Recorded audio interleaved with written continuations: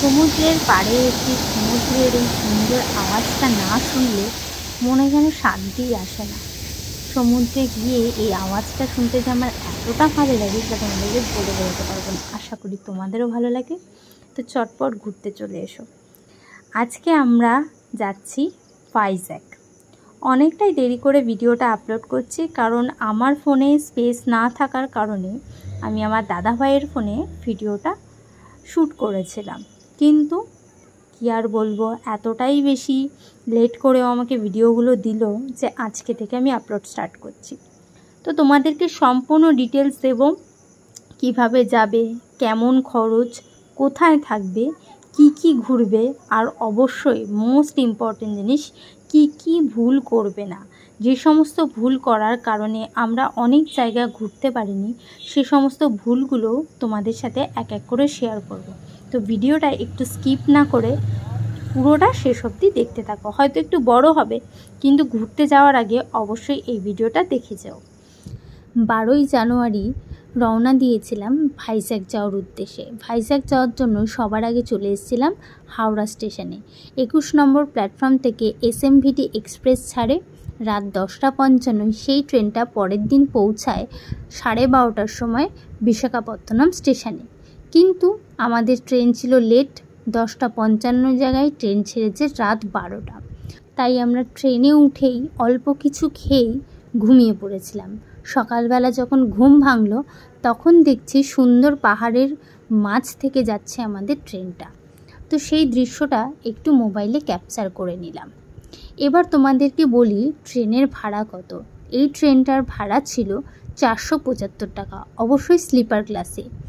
এসিগুলো তোমরা একটু দেখে নিও। আমরা গিয়েছিলাম স্লিপার ক্লাসে, তবে বেস্ট হয় এসিতে যাওয়া, কারণ এই লাইনের ট্রেনে প্রচণ্ডই ভিড় হয়, সেই কারণে বেশ অসুবিধা আমাদের হয়েছিল। এরপর কয়েকটা ট্রেন আমি তোমাদেরকে দেখিয়ে দিচ্ছি, যেগুলো হাওড়া স্টেশন থেকে ছাড়ছে এবং বিশাখাপত্তনমে পৌঁছাচ্ছে সেরকম কিছু ট্রেন, এবং শালিমার স্টেশন থেকে ছাড়ছে যেটা বিশাখাপত্তনমে পৌঁছাচ্ছে সেই রকম কিছু ট্রেন। তোমরা চেষ্টা করবে যে কোনো এমন ট্রেন ধরতে যেটা সকালের দিকে পৌঁছয়, যে ভুলটা আমরা করেছিলাম। এই দেখো পৌঁছে গেছি বিশাখাপত্তনম স্টেশনে। দুপুর 2:50 তখন বাজে। বুঝতেই পারছো কতটা পরিমাণ ট্রেনটা লেট ছিল, প্রায় 2.5 ঘন্টার কাছাকাছি, কারণ 12:20 ট্রেনটার পৌঁছানোর কথা ছিল। সেই ট্রেনটা পৌঁছেছে দুপুর 2:50। এরপর আমরা এই প্ল্যাটফর্মের দেখতেই পাচ্ছ যে এখানে সিঁড়ি রয়েছে, তার পাশ থেকে আমরা একটু এগিয়ে যাচ্ছি। এখানে লেখাই আছে ওয়ে টু এক্সিট। তারপর সেখান থেকে আমরা ডান দিকে গিয়ে ধরবো এবার অটো, যাব RK বিচ, যেখানে সস্তায় হোটেল পাওয়া যায়। তোমরা চাইলে স্টেশনের কাছেও থাকতে পারো, কিন্তু আমরা RK বিচেই থেকেছিলাম।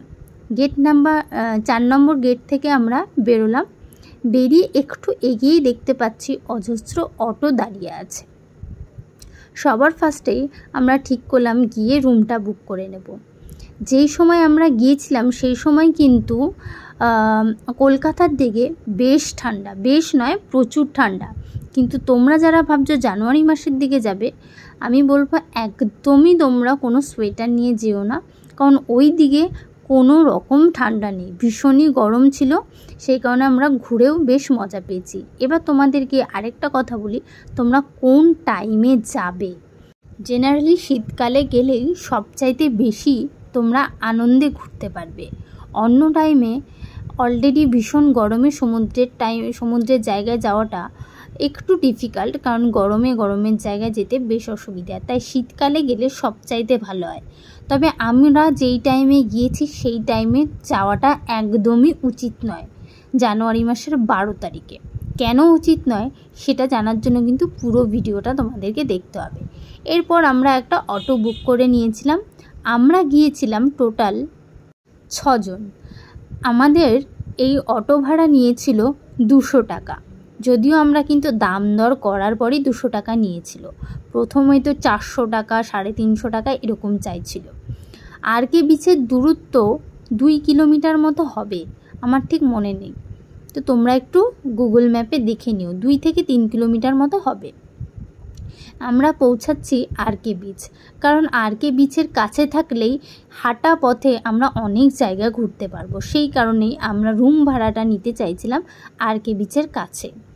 আর তোমরা চাইলে স্টেশনের কাছেও থাকতে পারো, কিন্তু স্টেশন থেকে প্রত্যেক দিন আরকে বিচে যাওয়ার তোমাদের খরচাটা অনেকটাই বেশি হয়ে যাবে, তাই রুম ভাড়া কম হলেও সেটা ব্যালেন্স হবে না। সেই কারণে আমরা প্রেফার করেছিলাম আরকে বিচের কাছেই থাকার জন্য। ওই যে আরকে বিচ অলরেডি কিন্তু দেখা যাচ্ছে অল্প পরিমাণ, দেখতেই পাচ্ছ তোমরা। আর চেষ্টা করবে অটোওয়ালাদের তোমাদের পছন্দ মতো হোটেলের সামনে নামিয়ে দেওয়ার কথা বলার জন্য, কারণ আমরা যে প্রবলেমটা ফেস করেছিলাম সেটা তোমাদের সাথে একটু শেয়ার করি। আমরা প্রথমে ভেবেছিলাম যে অটোওয়ালাদের বলবো কয়েকটা হোটেল ঘুরিয়ে দেখানোর জন্য, কিন্তু ওনাদের পছন্দ মতো হোটেলগুলো ঘুরিয়ে দেখিয়েছিল। যেগুলো আমরা বলেছিলাম সেই সমস্ত হোটেল ওনারা ঘুরিয়ে দেখায়নি, যার কারণে আমাদের অনেক সমস্যা হয়েছিল। হোটেলের রেট অনেক বেশি চাইছিল, আবার আমাদের পছন্দও হচ্ছিল না। তাই তোমরা চেষ্টা করবে ইউটিউব থেকে কয়েকটা হোটেল দেখে নিয়ে যেতে, সেই কটা হোটেলই তোমরা দেখে সেই কটা হোটেলেই থাকার চেষ্টা করবে, কারণ ওদের পছন্দ মতো হোটেলের সামনেই নামিয়ে দিচ্ছিল। আমরা যেই হোটেল বলছিলাম সেই হোটেলের সামনে নামাতে চাইছিল না। তাই অটো গাড়িতে ওঠার সময় তোমরা আগেই কথা বলে নেবে যেন তোমাদের পছন্দ মতো হোটেলের সামনেই নামায়। সবার ফার্স্ট যে সমস্যাটা আমরা সম্মুখীন হয়েছিলাম সেটা ছিল এই সমস্যাটা। এছাড়াও আমরা কয়েকটা হোটেল ঘুরে দেখেছিলাম, কিন্তু সেই হোটেলগুলোর ক্লিপ আমি নিতে পারিনি। কিছু কিছু হোটেল তো অলরেডি বুক ছিল, সেগুলো তো আমরা কোনো রুমই দেখতে পাইনি, কারণ অলরেডি সমস্ত রুম বুক ছিল। আর কয়েকটা হোটেল দেখেছিলাম, সেগুলো তোমাদেরকে দেখাতে পারলাম না, কারণ ফোনে আমার একদমই চার্জ ছিল না, দাদাভাইয়ের ফোনেও চার্জ ছিল না, দুটো ফোনেই চার্জ শেষ হয়ে যাওয়ার কারণে দেখাতে পারিনি। এরপর তোমাদেরকে একদম আমি ফাইনাল দেখাচ্ছি যেখানে আমরা থেকেছিলাম সেই হোটেলটা, সেই হোটেলের ভাড়াটা এবং সেটা এক্স্যাক্ট কোথায় ছিল সেটাও তোমাদেরকে দেখিয়ে দেবো। তার আগে তোমরা এই হোটেলটা যদি কেউ ভাবো যে এই হোটেলটা বুক করবে, তাহলে বুঝতেই পারছো কী পরিস্থিতি। তো যদি তোমাদের তবুও পছন্দ হয় তো তোমরা অবশ্যই বুক করতে পারো, কিন্তু আমার পার্সোনালি এই হোটেলটা সেরকমভাবে পছন্দ হয়নি, তো সেই কারণে আমরা এই হোটেলে ছিলাম না। আরও অনেক সমস্যার সম্মুখীন আমরা হয়েছি এখানে আসার পর, সেগুলো সম্পূর্ণ এক এক করে তোমাদের সাথে শেয়ার করব। তার জন্য কিন্তু সম্পূর্ণ ভিডিওটা তোমাদেরকে দেখতে হবে। আর হ্যাঁ, রিসেপশানে গিয়েও আমরা কথা বলেছিলাম, কিন্তু এখানের রুম রেন্ট আমাদের একদমই কমায়নি। আর সেই টাইমে অলরেডি অনেকটা লেট হয়ে গিয়েছিলো, তো আমাদের আর ইচ্ছা ছিল না প্রচুর হোটেল দেখার। তো আমি যে হোটেলটা ওনাদেরকে বলেছিলাম আমাদেরকে দেখানোর জন্য, সেই হোটেলে ওনারা দেখায়নি। ওনারা আমাদেরকে আরকে বিচের কাছেই একটা জায়গায় নামিয়ে দিয়ে চলে গিয়েছিল। তো তারপরে আমরা সোনার বাংলা হোটেলের কাছে যাই এবং সোনার বাংলা হোটেলেই আমরা থাকি। তো সেই হোটেলটা তোমাদেরকে দেখিয়ে দিচ্ছি। দেখতেই পাচ্ছ এখানে লেখা আছে আরকে বিচ। আমি একটু জুম করে ভালো করে তোমাদের দেখাতে যাচ্ছি। এই যে আরকে বিচ, ঠিক তার অপোজিটে একটা হোটেল আছে। একটা নয়, অ্যাকচুয়ালি এখানে দুটো তিনটে হোটেল পরপর আছে। একটা আছে নিরালা সৈকতে, আরেকটা আছে সোনার বাংলা হোটেল, আরেকটা সমুদ্র সৈকতে বা এরকম কিছু একটা হোটেল ছিল। বাট সোনার বাংলার গেস্ট হাউস আর হচ্ছে নিরালা সৈকতে, এই দুটোতেই তোমরা থাকতে পারো। দুটো হোটেলই বেশ ভালো। আমরা ছিলাম সোনার বাংলা গেস্ট হাউসে। এই যে দেখতে পাচ্ছ এই দোকানগুলো সামনেই, তোমরা এখানে থাকলে তোমাদের অনেক রকম সুবিধা। তোমরা এখান থেকেই অটো পেয়ে যাবে, এর সামনেই প্রচুর অটো থাকে। অটো স্ট্যান্ডটা তোমাদের দেখালাম যেখানে আরকে বিচ লেখা, ঠিক তার সামনেই থাকে প্রচুর অটো। আর এখানে দেখো আশেপাশে প্রচুর দোকান আছে, তো তোমরা চাইলে খেতে ইচ্ছা করলে কিছু এখান থেকে খেয়ে নিতে পারবে। আর এই সোনার বাংলা গেস্ট হাউসের নিজস্ব রেস্টুরেন্টও আছে, সেখানে বাঙালি খাবার পাওয়া যায়, সেটাও তোমরা খেতে পারবে। তো যারা বাঙালি আছো তাদের কোনো রকম সমস্যা হবে না এই হোটেলে থাকলে। আর খাবার দাবার ভীষণ ভালো। তবে নিরালা সৈকতের খাবার আমরা খেয়েছিলাম, সেটা আমাদের খুব একটা ভালো লাগেনি। তো আমি তোমাদেরকে বলবো সোনার বাংলা হোটেলেরই, সোনার বাংলা গেস্ট হাউসেরই তোমরা যদি থাকো, ওখানকার খাবার খুবই ভালো, একদম পিওর, বাড়ির রান্না বলে মনে হবে সেই রকম। তো তোমরা সেখানে খেতে পারো। এবার তোমাদেরকে দেখাই আমাদের রুমটা। এখানে আমাকে দুটো রুম দেখিয়েছিল, একটা হচ্ছে যেটা থেকে আমরা সি বিচটার ভিউ পাবো, আর একটা থেকে সি বিচটার ভিউ পাবো না। যেটা সি ভিউ ছিল সেটার রেন্ট ছিল 1700 টাকা, আর যেটা সি ভিউ ছিল না সেটা ছিল 1500 টাকা। এই যে এই রুমটা, এখানে কিন্তু তোমরা 4 জন আরামসে থাকতে পারবে। তবে রুমের ফেসিলিটি সম্পর্কে এটা বলবো, আয়নাটা বেশ ছোট ছিল, এটা একটা প্রবলেম। আর হচ্ছে টিভি এখানে ঠিকঠাকভাবে চলছিল না, সেটা একটা প্রবলেম। এছাড়া বাকি সমস্ত কিছু ঠিকঠাক ছিল। তবে হ্যাঁ, জামা কাপড় মেলার একটা জায়গা হলে বেশ সুবিধা হতো। এখানে কিন্তু জামা কাপড় মেলার কোনো জায়গা ছিল না। তবে হোটেলটা মোটামুটি খারাপ নয়, ভালোই ছিল। 1500 টাকায় সি বিচের সামনে আমাদের বেশ সুবিধা হয়েছে এখানে থাকতে। তো তোমাদেরকে হোটেলটা দেখিয়ে দিলাম। আর চার্জারের পয়েন্ট বেশ কম ছিল, এটা নিয়ে একটা প্রবলেম ছিল। আর এরকম একটা ছোট্ট থাক ছিল, আর 3টে চেয়ার ছিল, সেটাও তোমাদেরকে দেখালাম। এরপর আমরা একটু ফ্রেশ হয়ে নিয়ে আমরা চলে আসি আর কে বিচে। যেহেতু আর কে বিচের সামনে ছিলাম, অবশ্যই খাওয়া দাওয়া করে ফ্রেশ হয়ে আমরা আগে একটু অল্প কিছু খেয়ে নিই। তারপরে আমরা আর কে বিচের 4-5টা ঘুরতে শুরু করি। যেগুলো পায়ে হাঁটা পথে ঘোরা যাবে সেগুলো তোমাদেরকে এক এক করে দেখিয়ে দিচ্ছি।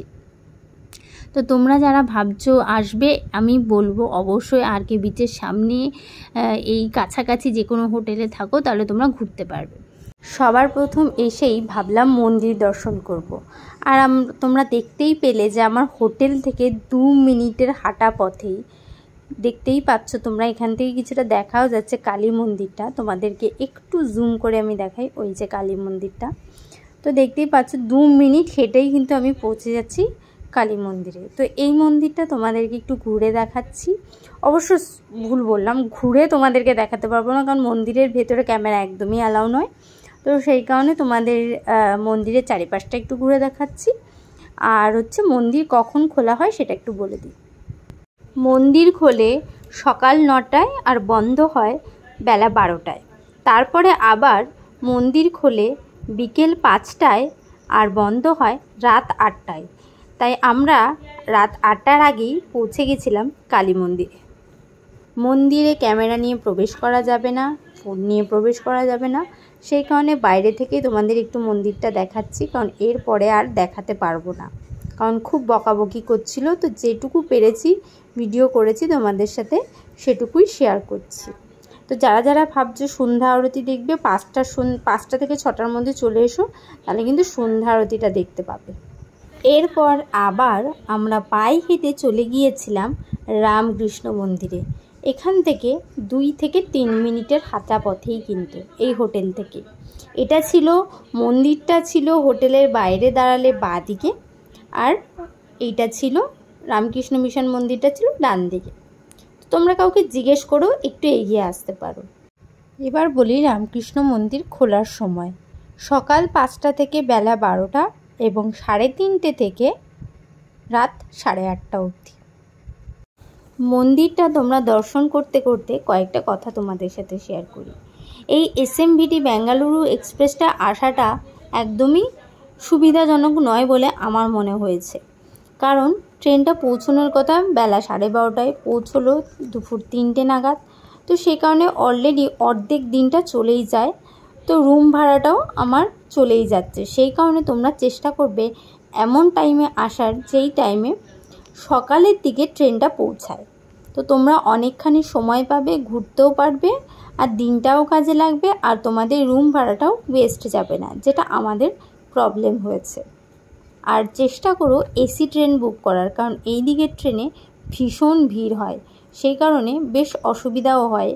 আর এখানে সিট নিয়েও প্রচুর প্রবলেম হতে পারে। আমাদের সমস্যা হয়নি, কিন্তু আমাদের আশেপাশের কিছু লোকের সমস্যা হয়েছে, তাই তোমাদেরকে জানিয়ে দিলাম।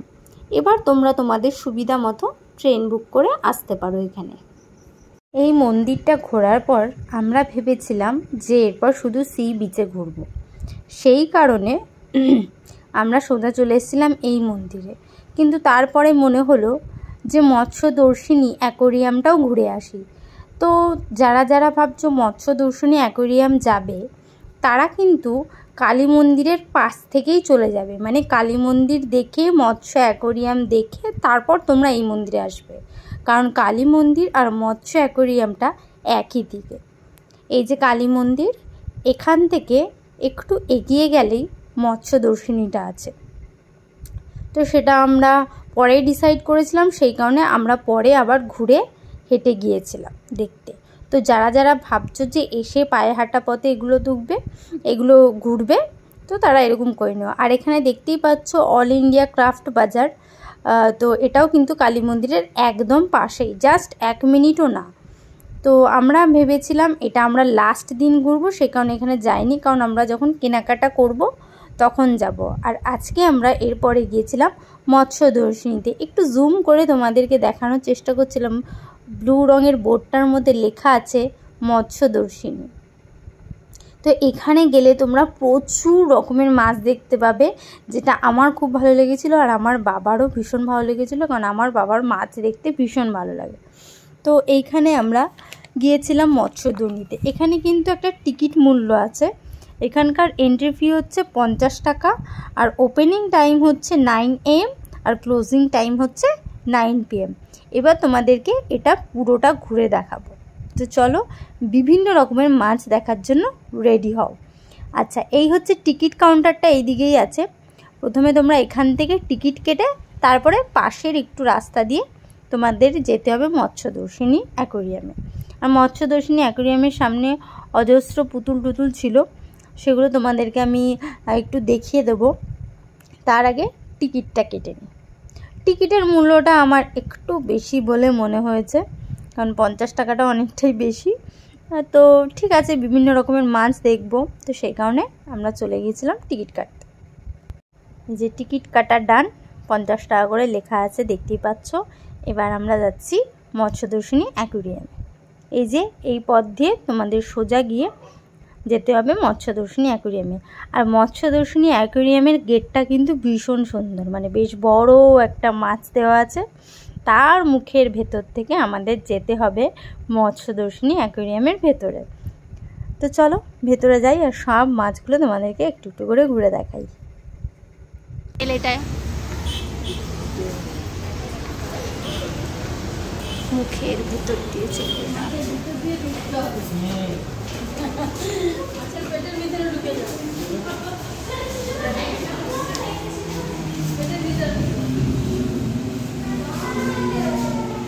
What is fish.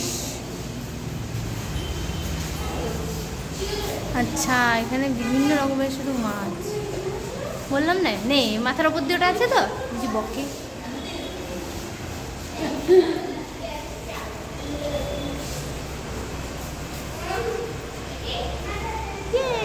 কত রকমের মাছ। আমার বাবার তো এটা প্রিয় জায়গা, আমার বাবা তো সারাদিনই মাছ দেখে, আমি তো চোখে কম দেখি। এটা হচ্ছে ব্যাম্বু শার্ক না, এটা গ্রিক কানাগো। বাবা কি নাম, হ্যাঁ। আর এটার নাম কি, এরম দেখতে হবে, ব্যাম্বু শার্ক।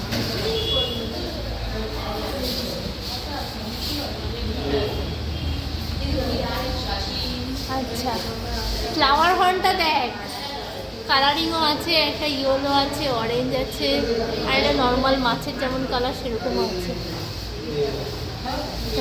3 কয়েল বাড়ি, তো পুঁটি মাছের মতো কিছুটা দেখতে, কিন্তু পুঁটি মাছ নয়। ও কালারিং হবে, এরকম হবে দেখতে। আরে কচ্ছপ আছে এখানে, সব কচ্ছপ, কি ভাল লাগছে দেখতে। এই দেখো কত কচ্ছপ। এটা কি নিয়ন টেট্রা, দেখি নিয়ন, উড়িষ্যা আওয়াজ, দেখতে তো ভালো। ওয়াও, হ্যাঁ নিয়ন টেট্রা দেখতে ভালো, দেখেছো এটা।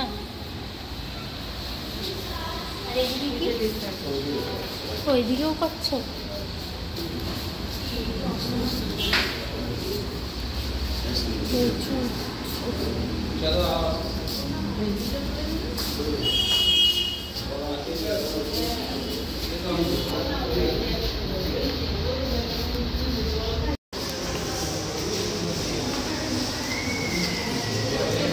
মাছ আর মাছ কত, এই দেখ এখানে দেখ, এটা হচ্ছে অস্কার।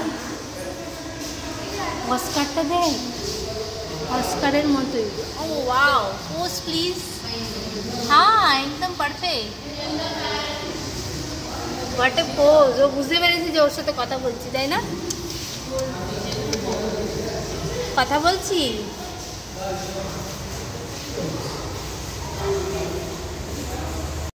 গোল্ড ফিশ,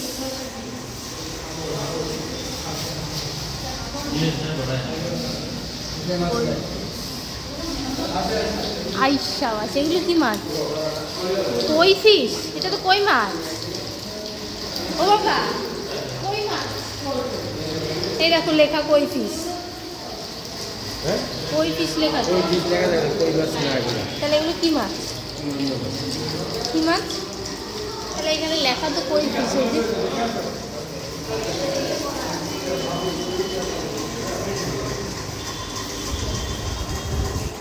এখানে হচ্ছে ব্রাউন আরোয়ানা, উইশাবাস, সব পরপর হবে। এটার মাছটার সাইজ দেখেছিস? হ্যালো, এই তো চোখটা এদিকে দিয়ে দিয়েছে, তার মানে শুনতে পাচ্ছি আমি কি বলছি। ইয়েস ইয়েস, তোমাকেই দেখা হচ্ছে। এই দেখ তোর চুরির আওয়াজে আবার চলে এলো।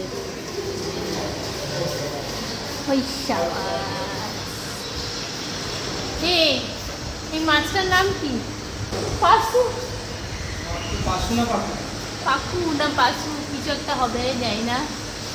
মাছগুলো দেখতে অসাধারণ। এই মা ওরা চলে যাচ্ছে আমাদেরকে দেখে। এই দেখো কালারিং মাছ, এই দেখো কত ধরনের মাছ।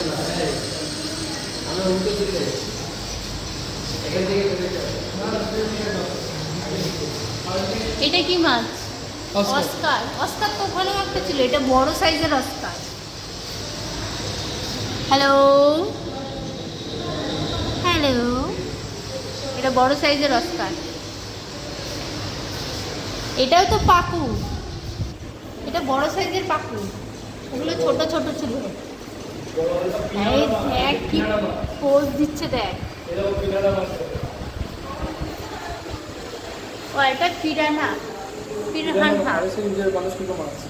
বিশাল দাঁতগুলো ডেঞ্জারাস, দাঁতগুলো ডেঞ্জারাস দাঁত, মানুষের হাত দিয়ে দেওয়ার খেয়ে চলে যাবে। তাই, thank you for the information. Wow, white shark, tiger shark, इसका मुंह कैसे हो गया, इसको मार मार के व्हाइट शार्क और आँख देखना ये दुटी सुंदर। हाँ हाँ हाँ हाँ, टाइगर शार्क और व्हाइट शार्क। वो वाला है तो काला वाला। ये देखो व्हाइट शार्क, कौन सा? হোয়াইটটা কিন্তু দেখতে খুব সুন্দর। ये भी सुंदर। किस एंगल से व्हाइट ওরা शार्क? কিন্তু বুঝতে পারছে এরকম কথা বলতে আসছে। सिंपल है, सिंपल है शार्क का, सही होता है। ये बड़ा से না এগুলো ছোট, এগুলো ছোট, ওই দিকের গুলো বড়। बड़ा बड़ा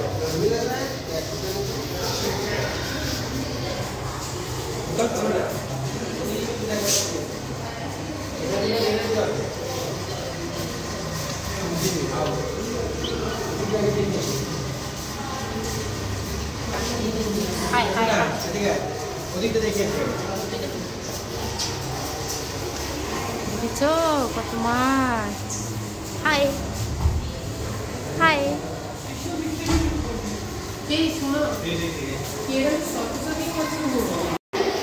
এখানে তো টাইগার শার্ক আর একটা রেড ফিন শার্ক।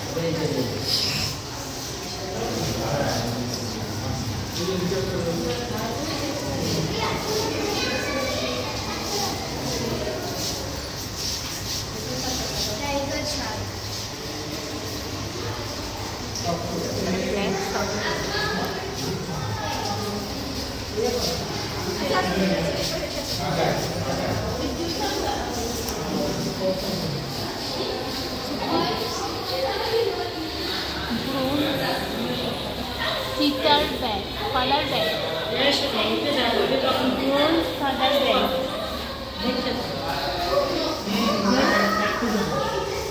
এখানকার ডেকোরেশনটা কিন্তু ভালো, তাই না?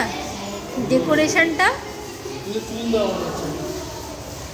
মাছদেরকে বোকা বানিয়ে গেছে, ওরা সমুদ্র তলে আছে।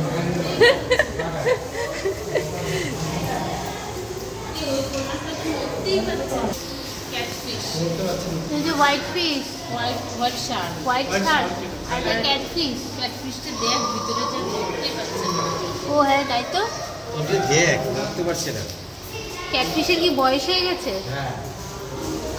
আর হোয়াইট শার্ক, হোয়াইট শার্কগুলো তো দেখতে খুব ভালো।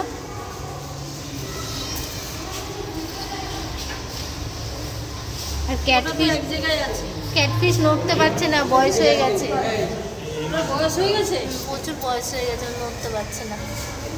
বেঁচে আছে। হ্যাঁ শ্বাস নিচ্ছে। এটা কি আরোয়ানা? আচ্ছা এগুলো ছোট ছোট নাকি? ওই যে বড়, ওই কোনায় আছে, দেখাই যাচ্ছে না এমন ভাবে রয়েছে। ওদিক থেকে ভালো দেখতে হবে। এইখানের ডেকোরেশনটাও কিন্তু ভালো, অন্যরকম। শঙ্খ আছে, হ্যাঁ এগুলো কি সমুদ্র থেকে জলগুলো আসে? এই সাইড থেকে ভালো করে দেখা যাচ্ছে যে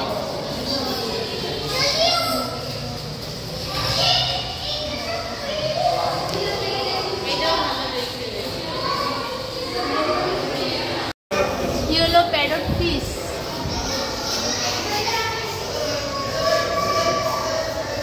দারুণ দেখতে।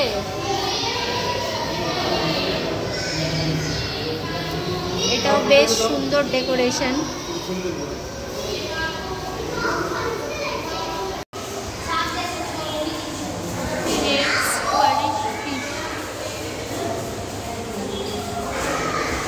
এখানেও ডেকোরেশনটা বেশ সুন্দর।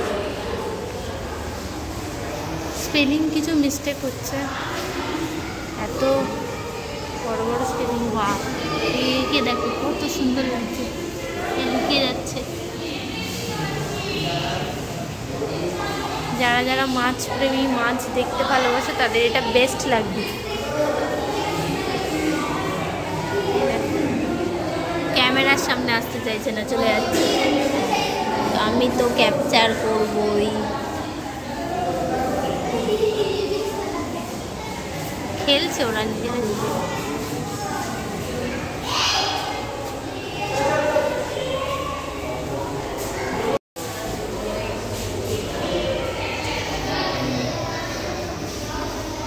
ছোট্ট একটা আরোয়ানা এখানে একটা আছে।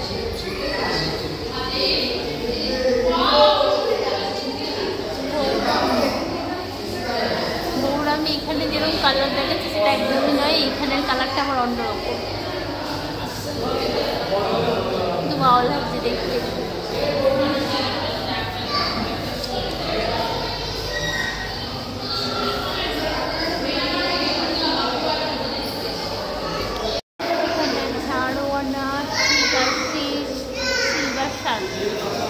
দেখি কোথায় আছে।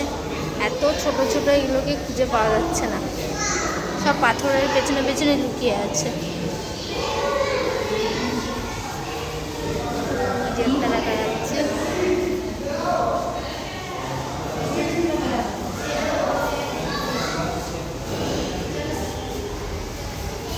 এখানে একটা আছে।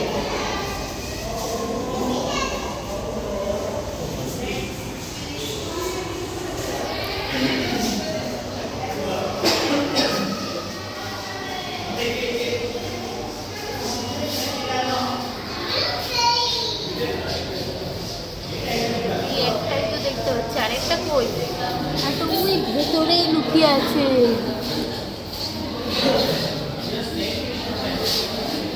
ওই যে একটু একটু করে দেখা যাচ্ছে, ভেতরে লুকিয়ে আছে। আবার পাখি, কত পাখি দেখবো, আর আর দেখতে ভালো লাগছে না পাখি। আবার টাইগার শার্ক, একই ধরনের মাছের পরিমাণ বেশি হয়ে যাচ্ছে। আস্তে আস্তে। এই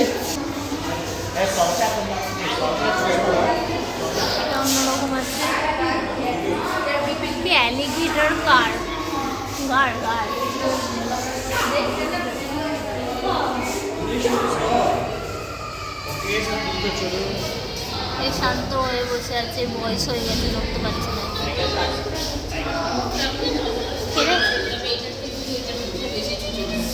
এটা কি ভালো লাগছে, এটা কি মাছ? এরকম জারগুয়া। ওয়াও, এটা বেস্ট লাগছে দেখতে।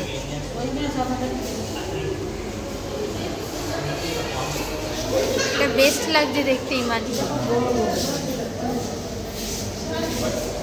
ক্লোজ আপ দেখাচ্ছি তোমাদের, ইয়েস তোমাদেরকেই দেখানো হচ্ছে।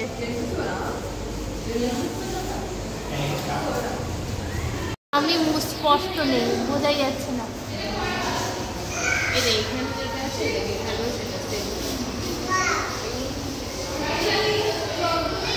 প্রচুর মাছ আছে, বাট এটা কি মাছ নামটাই ভুলে গেছে। এগুলো দেখতে কিছুটা কিন্তু পুঁটি মাছের মতো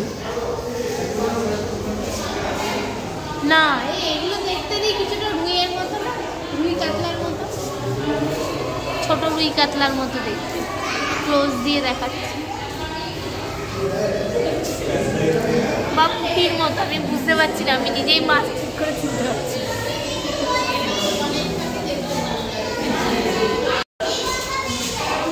এই একটা মাছখানে দিয়ে রেখেছে, চারদিকে মাছ, মাছ বোঝা যাচ্ছে না, নামটাই দেখিয়ে দিই কেমন দেখতে এগুলো হয়। বাকি সব একই মাছ।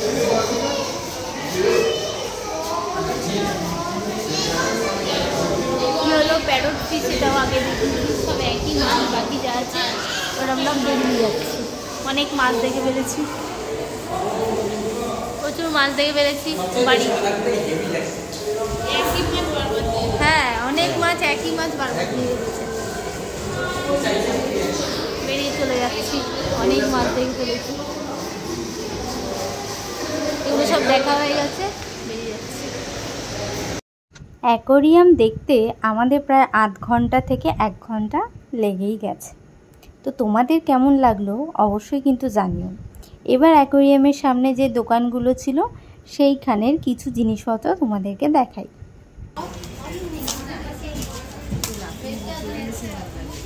हाँ एगुलो तो ये कितना रुपीस है ये वाला? 4 pieces 200 पड़ेगा जी। और 1 पीस? 1 piece का ऐसे 4 pieces। 4 पीस लेना पड़ेगा। 4 पीस 200, 1 पीस नहीं पड़ेगा। ये गणेशটা দেখেছিস? গণেশটা ভালো লাগছে। পোজ দে, এই পোজ। ইয়েস। এইবার আমরা যাচ্ছি সমুদ্রের পাড়ে। সমুদ্রে এসে সমুদ্রের পাড়ে না গেলে কি করে ভালো লাগবে। তো আমরা কিন্তু এসছিলাম 12 তারিখ, রওনা দিয়েছিলাম। আজ কিন্তু 13 তারিখ, কারণ ট্রেনে আমরা সারা রাত ছিলাম। তো আজকে 13 তারিখে আমরা পৌঁছলাম 5টা নাগাদ, মানে রুমে একদম প্রপারলি ঢুকতে ঢুকতে আমাদের বেঁচে গেল 5টা। তো তারপর যেই জিনিসগুলো বা যেই জায়গাগুলো দেখলাম, ঘুরলাম, তোমাদের সাথে সম্পূর্ণটা শেয়ার করলাম। এইবার বলি যে এই টাইমে আসা কেন উচিত নয়। এই টাইমে এখানকার ফেস্টিভ্যাল, বড়সড় ফেস্টিভ্যাল পোঙ্গল উৎসব হয়, সেটা চলছিল। সেই কারণে এখানে প্রচণ্ড ভিড় ছিল, প্রচণ্ড জ্যাম ছিল। সেখানে যেখানেই যাচ্ছি সেখানেই ভিড়, এবং যেখানেই যাচ্ছি সেখানেই জ্যাম। সেই কারণে এই টাইমে আসাটা উচিত নয়। তো আমাদের প্রচুর প্রবলেম ফেস করতে হয়েছে। সেকেন্ড জিনিস আরেকটা তোমাদের সাথে শেয়ার করব পরের ভিডিওতে। তাহলে তোমরা আজকে দেখতেই পেলে যে আমরা যে সমস্ত জায়গাগুলো ঘুরেছি সেখানের মধ্যে শুধু মৎস্যদর্শিনীতে আমাদের এন্ট্রি ফি দিতে হয়েছে। আর যেটা ক্রাফট বাজার ছিল সেখানে তো কোনো এন্ট্রি ফি নেই, তোমরা জানো, কারণ ওখান থেকে তোমরা কেনাকাটা করবে। আর আমরা যে মন্দিরে ঘুরলাম সেখানেও কোনো এন্ট্রি ফি নেই, তো আর পায়ে হেঁটেই ঘুরলাম, কোনো সমস্যাও হয়নি, কোনো খরচাও হয়নি, আর একদম সি বিচের সামনে বেশ ভালো লাগছিল। আর আমরা কিন্তু খাওয়া দাওয়া করে রোজ রাতে আবার সি বিচে আসতাম, কারণ সি বিচ মাত্র 1 মিনিটের হাঁটা পথ। 1 মিনিট বলাটা ভুল, একদম সি বিচের অপোজিটের হোটেলেই আমরা ছিলাম। তো হোটেল হয়তো সুযোগ সুবিধাটা প্রচুর না পেলেও, মানে যেমন আমাদের কি প্রবলেম হয়েছিল সেটা রুমের সময় তোমাদের দেখিয়েছিলাম, কিন্তু আমাদের ঘুরতে ভীষণ সুবিধা হয়েছিল। তো পরের দিনের জন্য ভেবেছিলাম আমরা অটো আজকে রাতেই বুক করে ফেলবো, কারণ কালকে আমরা ভোরবেলা ঘুরতে বেরোবো। কিন্তু এখানেরই হোটেলের একজন বললো সেটার প্রয়োজন নেই, তোমরা সকালে উঠে অটো স্ট্যান্ডে এসে কথা বলে জায়গাগুলো বললে ওরা তোমাদের সেই অনুযায়ী ঘুরিয়ে নেবে। সেই কারণে আমরা সি বিচে আবার একটু ঘুরতে বেরোলাম। ঘুরতে বেরিয়ে তারপরে আমরা গিয়েছিলাম হোটেলে। এবার হোটেলে আমি তো বলেই দিয়েছিলাম যে সোনার বাংলা হোটেল থেকে খাবে, কি খাবে, কত প্রাইস সেটা তোমাদেরকে বলে দিচ্ছি। তার আগে চলো একটু সমুদ্রটা তোমাদের ঘুরিয়ে দেখাই।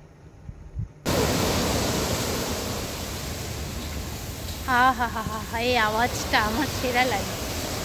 এই হচ্ছে আমাদের রাতের খাবার। আমরা নিরামিষ খাবারই নিয়েছিলাম, ভাত, ডাল, একটা তরকারি ছিল, পেঁয়াজ ছিল, আলু ভাজা ছিল, এই সমস্ত কিছু মিলিয়ে 110 টাকা করে নিয়েছিল। ও হ্যাঁ, চাটনি পাঁপড়টাও ছিল। আর তোমার ডাল আর হচ্ছে তোমার আলু ভাজা, এই দুটো আবার রিপিট করে, কিন্তু বাকি সমস্ত জিনিস নিতে গেলে তোমাকে আবার টাকা দিয়েই নিতে হবে। তোমরা আরও অনেক কিছু খেতে পারো, তো সেটার জন্য তোমাদেরকে আমি মেনু কার্ডের ছবিটা দিয়ে দিচ্ছি। আর এখানে কিন্তু মেপে খাবার দেওয়া হয়, মেনু কার্ডটা দেখলেই তোমরা বুঝতে পারবে।